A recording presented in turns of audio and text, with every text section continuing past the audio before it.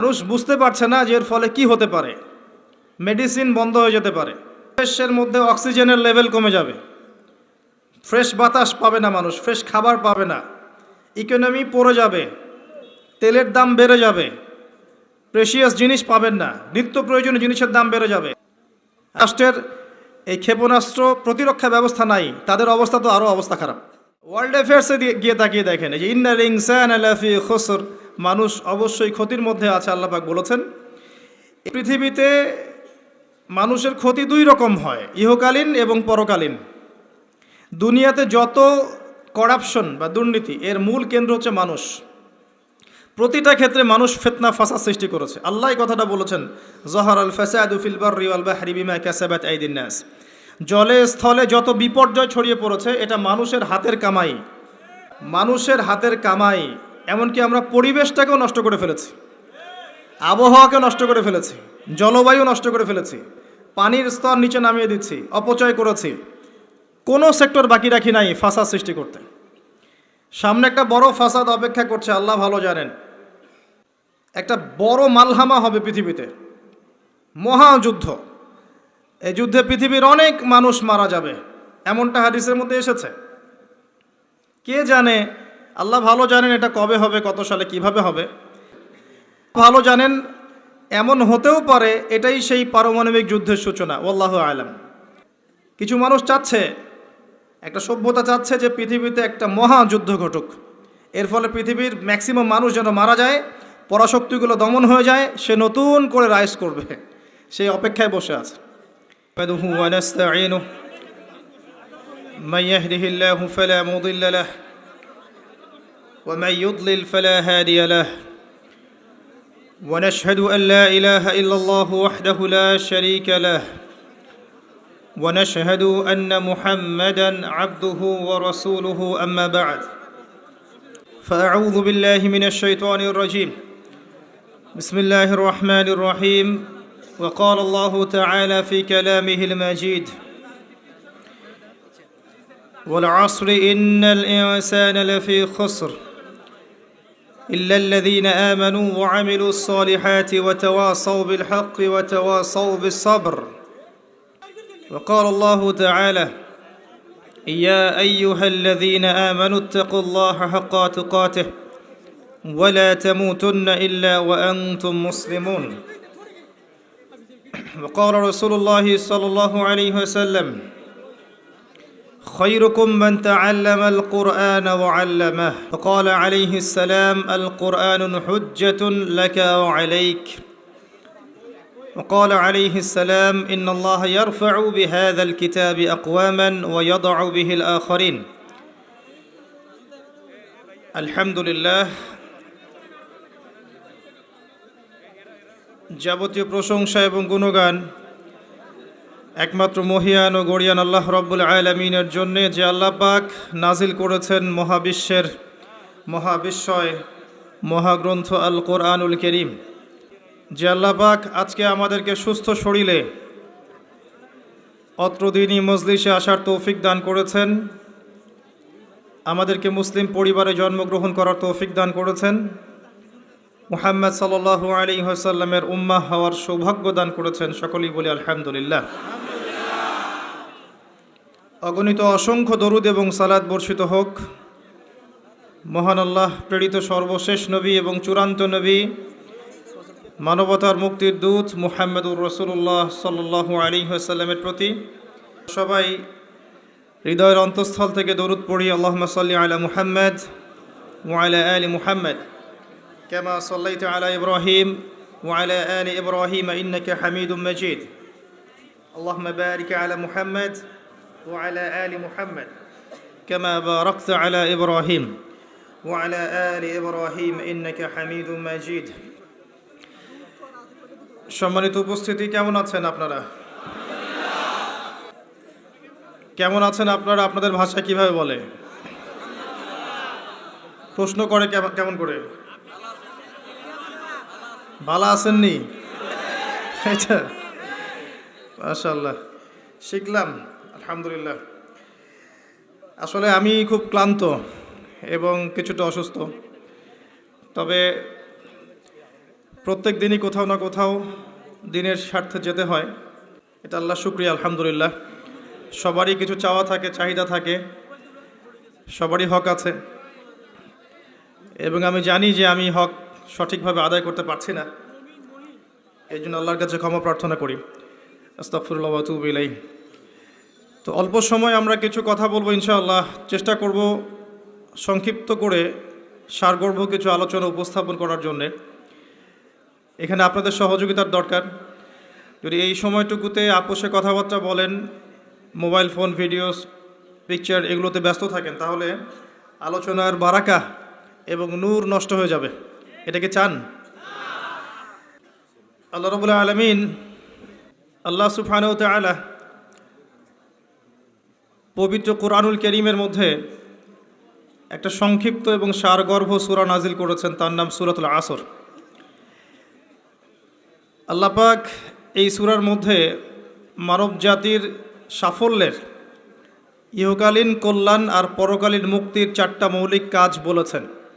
এটা আপনারা অনেকেই জানেন। আল্লাহ পাক প্রথমেই সময়ের কসম করেছেন, ওয়াল আসরি, সময়ের কসম, বা'দা আউযু বিল্লাহি মিনাশ শাইতানির রাজিম। সময়ের কসম করে আল্লাহ পাক বোঝাতে চাচ্ছেন সময় আমাদের জন্য খুবই প্রেশিয়াস বা মূল্যবান। সময় চলে গেলে ফিরে আসবে না। কিয়ামতের মাঠে যে 5টা প্রশ্ন হবে, তার মধ্যে প্রথম 2টাই কিন্তু সময় সংক্রান্ত। প্রথমটা হচ্ছে তোমার সারা জীবন কোন কাজে ব্যয় করেছো। দ্বিতীয়টা হচ্ছে তোমার যৌবনকাল কোন পথে ব্যয় করেছো। এই দুটো সময় সংক্রান্ত প্রশ্ন। এই সূরার মধ্যে ওয়াল আসরি দিয়ে শুরু করেছেন, সময়ের কসম। একই সাথে আল্লাহ রাব্বুল আলামিন সময়ের কসম করে আমাদেরকে অতীতের দিকে তাকাতে বলছেন। অতীতের দিকে তাকিয়ে দেখো যে প্রত্যেক যুগে যুগে আল্লাহ পাক নবী রাসূল প্রেরণ করেছেন, আসমানি কিতাব নাজিল করেছেন। প্রত্যেক যুগে যুগে যারাই আল্লাহ এবং তার রাসূলের অবাধ্য হয়েছে, আল্লাহ পাক দুনিয়াতেও ধ্বংস করেছেন, পরকালেও ধ্বংস করবেন। এই কথার কোনো ব্যত্যয় আছে? প্রমাণ নেন, নূহ আলাইহিস সালাম 950 বছর দাওয়াত দিয়েছেন, কিছু মানুষ ইসলাম কবুল করেছে, বাকিরা করেনি। যারা করে নাই আল্লাহ পাক তাদেরকে ধ্বংস করেননি। কি দিয়ে ডুবিয়ে দিয়েছিলেন? প্লাবন দিয়ে। এমনকি নূহ আলাইহিস সালামের স্ত্রী সন্তান পর্যন্ত ঈমান আনে নাই। এনেছে? আনে নাই। এখান থেকেও শিক্ষা আছে যে আমরা যারা আদর্শ পরিবার গড়তে চাই, এমন হতে পারে যে পরিবারের সকল সদস্য সবাই কথা শুনবে না, হতে পারে। এতে হতাশ হওয়ার কিছু নেই। তখন আপনাকে নিজের চিন্তা করতে হবে। আলাইকুম আনফুসাকুম, নিজের নফসের ফিকির করতে হবে। আপনি দাওয়াত দিতে দিতে ক্লান্ত হয়ে যান, যদি দাওয়াত দিতে দিতে বোঝাতে বোঝাতে ক্লান্ত হয়ে যান, তারপরেও আপনার কথা মানুষ না শোনে, আলাইকুম আনফুসাকুম, নিজের ফিকির করেন। নূহ আলাইহিস সালাম যখন বললেন, বাবা নৌকায় উঠে আসো, সে বলছে আমি পাহাড়ে উঠে যাব, পাহাড় আমাকে বাঁচাবে। তখন নূহ আলাইহিস সালাম বলছেন, আজকে আল্লাহর আযাব থেকে কেউ বাঁচাতে পারবে না। একটা ঢেউ বাবা আর ছেলের মাঝখানে অন্তরায় হয়ে গেল। একটা ঢেউ আসলো, বাবা একদিকে, ছেলে একদিকে। নূহ আলাইহিস সালাম সন্তানের জন্য আল্লাহর কাছে দোয়া করছেন, আল্লাহর কাছে ভিক্ষা চাচ্ছেন, রহমত, দয়া। ইন্নাহু মিন আহলি, আল্লাহ বলছেন লাইসা মিন আহলিক, হে আল্লাহ সে আমার পরিবারের অন্তর্ভুক্ত। আল্লাহ বলছেন সে তোমার পরিবারের কেউ না। আল্লাহর কাছে দেশ, ভাষা, রক্ত, বর্ণ, জাতীয়তাবাদ কোনো কিছুর কোনো মূল্য নাই, ইল্লাত তাকওয়া, শুধু তাকওয়ার মূল্য আছে। যে ঈমান এনেছে, আকীদা পরিশুদ্ধ করেছে, আমল ঠিক করেছে, তাওহীদ শিখেছে, সুন্নতে থেকেছে, আল্লাহকে ভয় করেছে, সাধ্যমতো আল্লাহর দিনের পথে কাজ করেছে, দিন প্রতিষ্ঠার চেষ্টা করেছে, ইনশাআল্লাহ জান্নাতে চলে যাবে। আর যে হোক না কেন, একজন নবীর স্ত্রী হোক না কেন, বা কোনো নবীর আত্মীয় হোক না কেন, যত বড় মানুষ হোক না কেন, যত বড় ধনী হোক, যত সম্পদশালী হোক, যত শৌর্যবীর্য ক্ষমতার অধিকারী হোক, যত কিছু থাকুক না কেন, ঈমান না থাকলে, আমলে তাকওয়া না থাকলে, তাকে কেউ আল্লাহর আযাব থেকে বাঁচাতে পারবে না। পারবে? এটা মৌলিক কথা। আসলে মাহফিলে অনেক কথার প্রয়োজন নাই। আমার কথা বুঝতে পারছেন? অনেক বেশি কথার প্রয়োজন নাই। অল্প কিছু কথা যদি আপনার মনে আসার করে, দিলে আসার করে, যথেষ্ট। প্রথম কথা হচ্ছে এইটা, ঈমান, তাওহীদ, নেক আমল, তাকওয়া, এগুলো ছাড়া কিছুই আমাদেরকে বাঁচাতে পারবে না। এবং যার যার হিসেব তাকে তাকেই দিতে হবে। নূহ আলাইহিস সালামের ছেলে জান্নাতে যেতে পারলো না, নূহ আলাইহিস সালামের স্ত্রী হয়েও তিনি জান্নাতে যেতে পারলেন না। প্রত্যেক যুগে যুগে ইব্রাহিম আলাইহিস সালাম, তার বাবা কি ঈমান এনেছে? আনে নাই। তার বাবার পরিণতি হয়েছে তাদের মতোই। লূত আলাইহিস সালাম, তার স্ত্রী কি ঈমান এনেছে? আনে নাই, পরিণতি একই। মুহাম্মদ সাল্লাল্লাহু আলাইহি ওয়াসাল্লামের চাচারা সবাই কি ঈমান এনেছে? তার বংশের মানুষ সবাই কি ঈমান এনেছে? অনেকেই তো তার সাথে শত্রুতা করেছে, করে নাই? আবু লাহাব তার চাচা নন? আবু লাহাব ঈমান এনেছে? চাচা হয়েও সে পার পেল না। তো এই হচ্ছে মূল কথা। আল্লাহ পাক সময়ের কসম করে বোঝাতে যাচ্ছেন, অতীতকালের দিকে তাকিয়ে দেখো, প্রত্যেক যুগে যুগে যারাই আল্লাহর অবাধ্য হয়েছে, রাসূলের অবাধ্য হয়েছে, আল্লাহর নাজিলকৃত বিধানের আনুগত্য করে নাই, আল্লাহ পাক দুনিয়াতেও শাস্তি দিয়েছেন, পরকালেও শাস্তি দিয়েছেন। একই সুন্নাহ প্রত্যেক যুগে যুগে। আরেকটা বিষয় আমাদের বুঝে আসে, সেটা হলো ওয়াল আসরি দিয়ে আল্লাহ পাক শেষ জামানার মানুষদেরকে সতর্ক করছেন বেশি। কারণ শেষ জামানার মানুষেরা সবচেয়ে বড় ফিতনার মধ্যে থাকবে, সবচেয়ে বেশি বেশি ফিতনা থাকবে এই জামানার মধ্যে। ব্যক্তি জীবনে ফিতনা থাকবে, ধর্মে ফিতনা থাকবে, পরিবারে ফিতনা থাকবে, সমাজে থাকবে, বিশ্বে থাকবে, সমস্ত ক্ষেত্রে ফিতনা থাকবে। ফিতনা দিয়ে ভর্তি। কিন্তু মানুষ মনে করবে তারা খুব ভালো কাজ করছে, মানুষ মনে করবে তারা খুব ভালো ভালো আমল করছে, কিন্তু এগুলো ফিতনার মধ্যে ডুবে আছে। আপনি দেখবেন এখন তাওহীদের মধ্যে শিরিক ঢুকে গেছে, সুন্নতের মধ্যে বেদাত ঢুকে গেছে। দেখবেন হালাল রিজিকের মধ্যে হারাম ঢুকে গেছে। খুব কম মানুষই এখন হালাল রিজিক খায়, খুব কম মানুষই। সবার ঘরে ঘরে এখন সুদ, সবার ঘরে ঘরে দেখবেন ঘুষের টাকা ঢুকছে, দুর্নীতির টাকা ঢুকছে, আত্মসাতের টাকা ঢুকছে। খুব কম মানুষ হালাল খায়। অনেক সময় দেখবেন আমরাও দাড়ি টুপি রেখেও অনেক সময় বোনদের সম্পত্তির অধিকার দেই না, এমন হয় না? আমরাও অনেক সময় ধর্মীয় লেবাসেও দেখা গেছে আমরা টাকা পয়সা আত্মসাৎ করছি না? এরকমও হিস্ট্রি আছে। খুব কম মানুষ আছে এই পৃথিবীতে যারা হালাল রিজিক খাচ্ছে। আমরা খাস করে দোয়া করি আল্লাহ যেন আমাদের সবাইকে হালাল রিজিক খাওয়ার তৌফিক দান করে। প্রতিটা ক্ষেত্রে ফিতনা। আপনি সংস্কৃতিতে যান, সেখানে দেখবেন সংস্কৃতির নামে আমরা মেয়েদের সাথে কি করেছি, পুরুষের ফ্রি মিক্সিং করে দিয়েছি। নারী পুরুষ বেলাল্লাপনে একসাথে চলাফেরা করছে, যেখানে আল্লাহ পাক কিছু চাইতে বলেছেন পর্দার আড়াল থেকে, তাই না? সূরা আহজাব পড়েন, সূরা নূর পড়েন। কিছু চাইলে একটা বেগানা নারী যদি কিছু চায়, তাকে পর্দার আড়াল থেকে চাইতে হয়। আল্লাহ যেখানে বলছেন ওয়ালা তাকরাবু জিনা, জিনার কাছেও যেও না, সেখানে আমরা জিনাকে বানাচ্ছি কাছে আসার গল্প। কথা বুঝতে পারছেন? ফ্রি মিক্সিং একদম শুরু থেকে, স্কুল লাইফ থেকে শুরু হবে। একদম এই যে ক্লাস 5-6 থেকে শুরু করে এসএসসি, এইচএসসি, অনার্স মাস্টার্স, প্রতিটা ক্ষেত্রে, স্কুল, তারপর কলেজ, তারপর বিশ্ববিদ্যালয়, সবখানে ফ্রি মিক্সিং। নারী পুরুষ একসাথে ক্লাস করবে, একসাথে পড়বে, একসাথে ঘুরবে, তারা বন্ধু। আল্লাহ পাক যে সম্পর্কটাকে হারাম করেছেন, এটাকে হালাল করে আমরা শিক্ষা অর্জন করছি, জ্ঞান অর্জন করছি। প্রতিটা ক্ষেত্রে ফিতনা। আছে পোশাকের ফিতনা, মেয়েরা ছেলেদের পোশাক পরছে, আবার কোনো কোনো ক্ষেত্রে দেখবেন ছেলেরাও মেয়েদের পোশাক পরছে। প্রতিটা ক্ষেত্রে আপনি দেখবেন। এবং মেয়েরা ছেলেদের জায়গা নিয়ে নিচ্ছে সমাজে। প্রতিটা ক্ষেত্রে আপনি গিয়ে দেখেন, হোক সেটা আপনার দোকান বা শপিং মলস বা এয়ারপোর্ট বা আপনার ফিল্ম ইন্ডাস্ট্রি বা মডেলিং বা সংস্কৃতির কোনো ক্ষেত্র বা ব্যাংকিং সেক্টর বা corporate sector, even political sector, সব জায়গায় গিয়ে দেখবেন আপনি মেয়েরা ছেলেদের জায়গা নিয়ে নিচ্ছে। এটা ফ্রি মিক্সিংয়ের কারণে। এর ফলে আরও কিছু বিষয় হয়েছে। এর ফলে দেখবেন আপনি জেনা বাড়বে, পরকীয়া বাড়বে, ব্যভিচার বাড়বে, টিজিং বাড়বে, এবং কোনো কোনো ক্ষেত্রে দেখবেন পরিবারের কাঠামো ভেঙে যাবে, ধর্ষণ বাড়বে।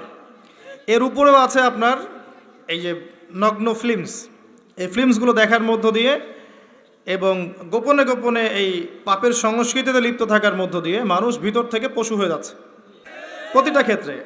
অর্থনীতি বলেন, সংস্কৃতি বলেন, আপনার পরিবারের দিকে তাকিয়ে দেখেন, ফিতনায় ভর্তি, পরিপূর্ণ। পরিবারের কর্তারা এখন ইব্রাহিমের মতো নয়। পরিবারের সন্তান সন্ততি কোরআন সুন্নাহ বোঝে না, ওযুর ফরজ বোঝে না, নামাজ কালাম ঠিক মতো পড়ে না। পরিবারের মেয়েরা দেখবেন পর্দা করে না। পরিবারে তালিম নাই, হৃদ্যতা, ভালোবাসা নাই, ইল্লা মাশা আল্লাহ। এর বাইরে আল্লাহর কিছু বান্দা আছেন, তাদের কথা ভিন্ন। ম্যাক্সিমাম পরিবারের অবস্থা। পরিবারের উপার্জনের ঠিক নাই, কোন পথে টাকা ঢুকছে পরিবারে ঠিক নাই, ঢুকলেই হলো, হালাল হোক আর হারাম হোক, এই হচ্ছে আমাদের টার্গেট। এনিহাও যে কোনোভাবে আমাকে একটা জমি কিনতে হবে, বাড়ি করতে হবে, গাড়ি করতে হবে, স্ট্যাটাস বাড়াতে হবে, যেভাবেই হোক আমাকে এগুলো অর্জন করতে হবে। এই হচ্ছে আমাদের জীবনের উদ্দেশ্য। এখন ওয়ার্ল্ড অ্যাফেয়ার্সে গিয়ে তাকিয়ে দেখেন, এই যে ইন্নাল ইনসানা লাফি খুসর, মানুষ অবশ্যই ক্ষতির মধ্যে আছে। আল্লাহ পাক বলেছেন এই পৃথিবীতে মানুষের ক্ষতি দুই রকম হয়, ইহকালীন এবং পরকালীন। দুনিয়াতে যত করাপশন বা দুর্নীতি, এর মূল কেন্দ্র হচ্ছে মানুষ। প্রতিটা ক্ষেত্রে মানুষ ফিতনা ফাসাদ সৃষ্টি করেছে। আল্লাহ এই কথাটা বলেছেন, যাহারাল ফাসাদু ফিল বাররি ওয়াল বাহরি বিমা কাসাবাত আইদিন নাস। জলে স্থলে যত বিপর্যয় ছড়িয়ে পড়েছে, এটা মানুষের হাতের কামাই, মানুষের হাতের কামাই। এমনকি আমরা পরিবেশটাকেও নষ্ট করে ফেলেছি, আবহাওয়াকে নষ্ট করে ফেলেছি, জলবায়ু নষ্ট করে ফেলেছি, পানির স্তর নিচে নামিয়ে দিচ্ছি, অপচয় করেছি। কোনো সেক্টর বাকি রাখি নাই ফাসাদ সৃষ্টি করতে। সামনে একটা বড় ফাসাদ অপেক্ষা করছে, আল্লাহ ভালো জানেন। একটা বড় মালহামা হবে পৃথিবীতে, মহাযুদ্ধ। পৃথিবীর অনেক মানুষ মারা যাবে, এমনটা হাদিসের মধ্যে এসেছে। কে জানে, আল্লাহ ভালো জানেন এটা কবে হবে, কত সালে, কিভাবে হবে, আল্লাহ ভালো জানেন। এমন হতেও পারে এটাই সেই পারমাণবিক যুদ্ধের সূচনা, আল্লাহু আলাম। কিছু মানুষ চাচ্ছে, একটা সভ্যতা চাচ্ছে যে পৃথিবীতে একটা মহাযুদ্ধ ঘটুক, এর ফলে পৃথিবীর ম্যাক্সিমাম মানুষ যেন মারা যায়, পরাশক্তিগুলো দমন হয়ে যায়, সে নতুন করে রাইজ করবে, সেই অপেক্ষায় বসে আছে। প্রথম বিশ্বযুদ্ধের পরে একটা কান্ট্রি বিশ্বের রুলিং স্টেট হয়েছে, দ্বিতীয় বিশ্বযুদ্ধের পর আরেকটা কান্ট্রি বিশ্বের রুলিং স্টেট হয়েছে। এখন অন্য কোনো রাষ্ট্রকে যদি পৃথিবীর শাসন রাষ্ট্র হিসেবে আত্মপ্রকাশ করতে হয়, তাহলে বিশ্বে আরেকটা বড় যুদ্ধের দরকার আছে। জ্ঞানী মানুষ ইশারা বুঝবেন, তারা এই চেষ্টাই করছে। এভাবে বিশ্বের পরাশক্তিগুলোকে তারা লড়িয়ে দেওয়ার চেষ্টা করছে, এবং পিছন থেকে তারা দাবার গুটি চালছে, তারা সামনে আসবে না। এগুলো তারা বুঝবে যাদের দু চোখ আছে, খিদর আলাইহিস সালামের মতো।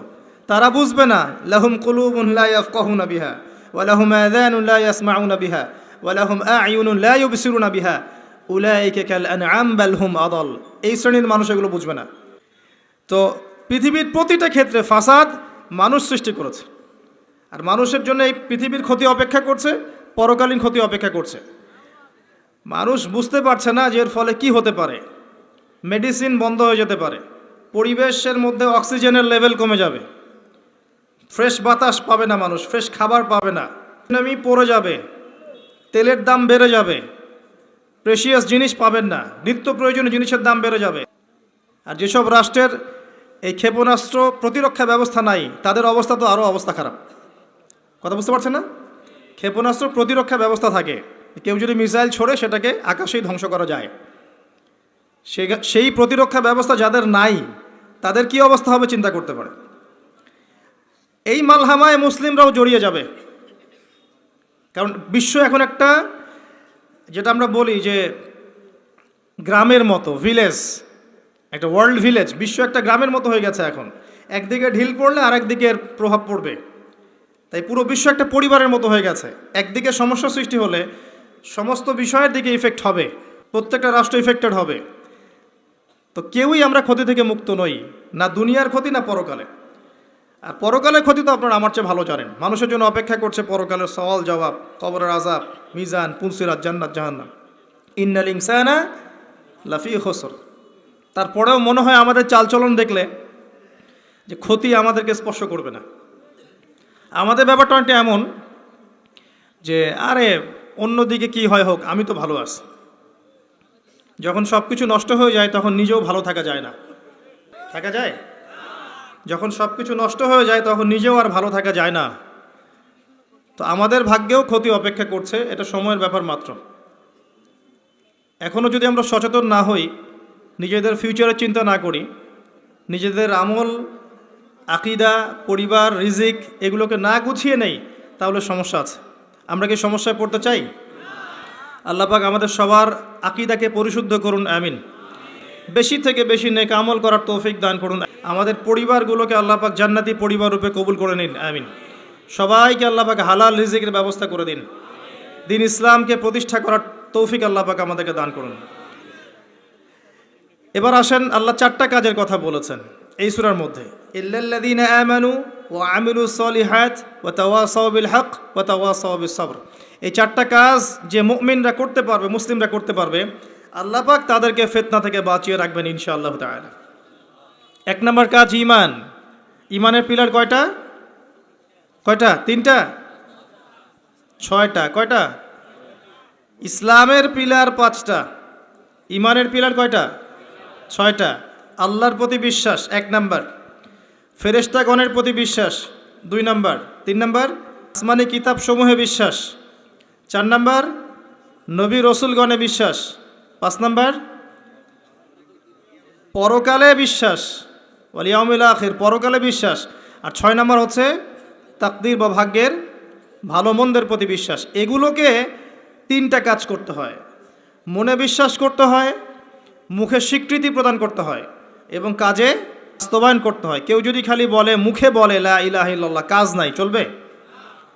তো এই 3টা হচ্ছে আমাদের ঈমানকে টিকিয়ে রাখার মূল মন্ত্র: মনে বিশ্বাস, মৌখিক স্বীকৃতি এবং কাজে বাস্তবায়ন। আল্লাহ পাক আমাদের সবাইকে এটা করার তৌফিক দান করুন। এই ঈমান আনার পরে আমলে সালেহ করতে হয়। আমলে সালেহ কি জিনিস? সহজ কথায় বলছি, কোরআন এবং সুন্নায়, কোরআন এবং হাদিসে আল্লাহ এবং তার রাসূল সাল্লাল্লাহু আলাইহি ওয়াসাল্লাম যতগুলো কাজ করতে বলেছেন সেগুলো করা হচ্ছে আমলে সালেহ।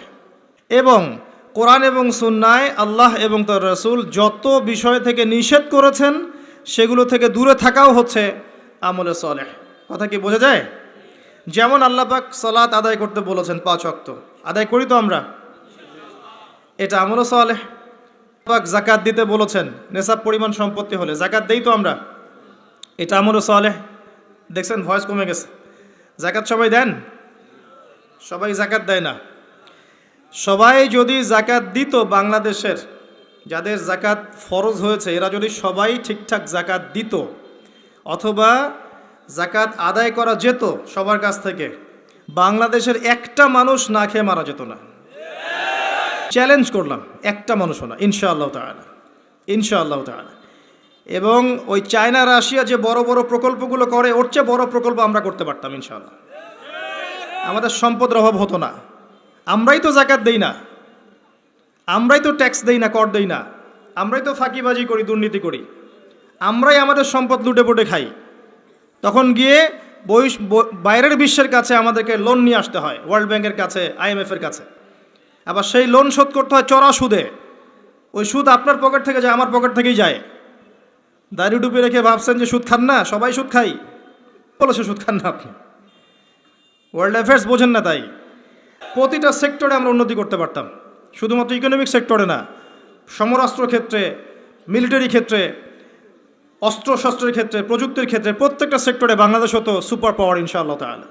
এটা সম্ভব ছিল, আমরা করতে দেইনি, বিকজ আমরা আমাদের যাকাত দেইনি। আমরা আমাদের অর্থনীতিকে সমৃদ্ধ করার চেষ্টা করি নাই। একটা জাতির অর্থনীতি একটা বেসিক জিনিস। ইকোনমিক সেক্টর যদি ডেভেলপড না হয়, আপনি যতই তাকবীর মারেন, নারায়ে তাকবীর, আল্লাহু আকবার, কিছু করতে পারবেন না। এটা বাস্তবতা। শুধু আইওয়াস শোডাউন করে লাভ নাই তো, প্র্যাকটিক্যাল হন। আমাদের মাথা পিছু আয় কত, জীবনযাত্রার মান কেমন, অনেক কষ্ট করা হয় এই সেক্টরে। এখন একটা লেভেলে এসেছে, এটা সত্য কথা, যে এখন এই সময় একটা লেভেলে এসেছে যে জীবনযাত্রার মান কিছুটা উন্নত হয়েছে, এটা সত্য কথা, আগের চেয়ে উন্নত হয়েছে। কিন্তু অনেক সেক্টর পড়ে আছে যেখানে আমরা কিছু করতে পারছি না, যেমন প্রযুক্তি খাত, সমরাস্ত্র ক্ষেত্র, অস্ত্রশস্ত্র, মিলিটারি সায়েন্স, অনেক ক্ষেত্র আছে যেখানে আমরা ওদের মতো করতে পারিনি, কারণ আমাদের ইকোনমিক বেসটা দুর্বল। আমাদেরকে ওদের সুদ নিতে হচ্ছে, ওদের কাছ থেকে দান নিতে হচ্ছে, এবং ওরা শুধু এমনি এমনি আমাদেরকে হেল্প করতে চায় না, ওরা ওদের স্বার্থ বজায় রেখেই আমাদেরকে হেল্প করতে চায়। যে উপকার করতে চায় টাকার ঝুলি নিয়ে বাস্কেট অফ মানি নিয়ে সামনে আসে, এমনি এমনি আসে না। ওরা ওদের স্বার্থ বুঝে শুনে এটা করতে চায়, চড়া সুদ নিবে তারা, এবং এগুলো সুদ দিতে দিতে আমাদের অবস্থা খারাপ হয়ে যায়।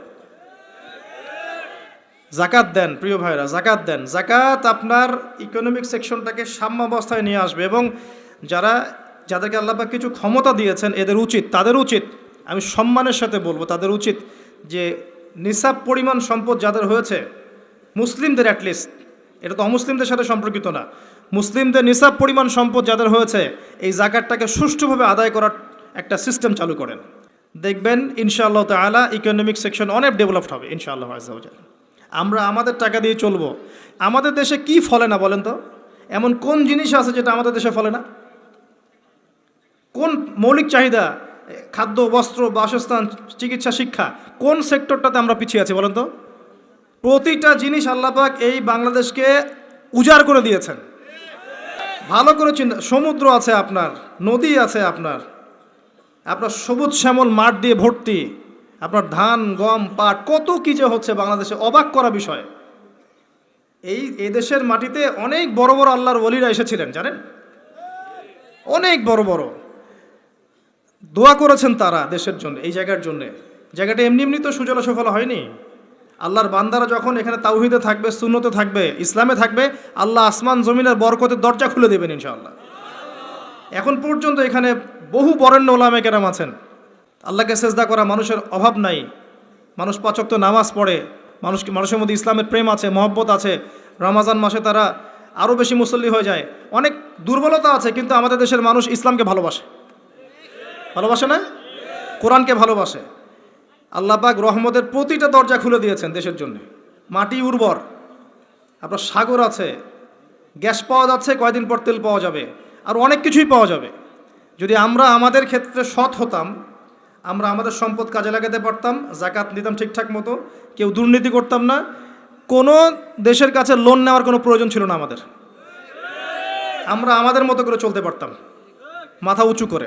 এখন এই ক্ষমতা আল্লাহ পাক যাদেরকে দিয়েছেন, তারা যদি বিষয়গুলোর দিকে চোখ দেন, এটাই সবে কল্যাণকর। এটা সবার দায়িত্ব নয়, যাদেরকে আল্লাহ পাক এই দায়িত্ব দিয়েছেন তাদের জন্য এই বিষয়গুলো। আমরা শুধু সর্বোচ্চ বিষয়গুলোকে বোঝানোর চেষ্টা করতে পারি বা মানুষকে দাওয়াত প্রদান করতে পারি, এতটুকুই। আল্লাহ পাক আমাদেরকে বোঝার তৌফিক দান করেন। প্রতিটা ক্ষেত্রে আমরা উন্নতি করতে পারবো যদি আপনি সালাতে আসেন, যাকাতে আসেন, ইসলামে আসেন, কোরআন সুন্নায় আসেন। কি বলছিলাম? ইমানের 6 পিলারে 3টা কাজ: মনে বিশ্বাস, মৌখিক স্বীকৃতি, কাজে বাস্তবায়ন, তারপরে আমল সালেহ। প্রতিটা কাজ যা আল্লাহ এবং তার রাসূল করতে বলেছেন করলেই আমল সালেহ। যেমন নামাজ আমল সালেহ, যাকাত আমল সালেহ, আপনি সামর্থ্য হলে হজ করবেন আমল সালেহ, ওমরা করবেন আমল সালেহ। রমজান মাস আসছে সামনে, রমজানে 30টা রোজা রাখবেন, তারাবির সালাত পড়বেন, কোরআন খতম দিবেন, সব কি আমল সালেহ। আমরা দোয়া করি আল্লাহ পাক যেন আমাদের সবাইকে রমজানে পৌঁছে দেন এবং বেশি থেকে বেশি রমজানে আমল করিয়ে গুনাহ মাফ করানোর তৌফিক আল্লাহ পাক আমাদেরকে দান করেন, আমিন। আমি লম্বা সময় আলোচনা করতে পারবো না, আমি গুটিয়ে নিব। আমরা আমল সালেহে কথা বলছিলাম। প্রতিটা কাজ যদি আপনি নবী সাল্লাল্লাহু আলাইহি ওয়াসাল্লামের সুন্নাহ মতো করেন, আমল সালেহ হবে। চরিত্র রক্ষা করার জন্য আপনি বিয়ে শাদী করেছেন, পরিবারকে ভরণ পোষণ করাচ্ছেন, এমনকি স্ত্রীর সাথে যে মিলিত হচ্ছেন, এটাও আপনার নেকি হবে ইনশাআল্লাহ। প্রতিটা কাজ।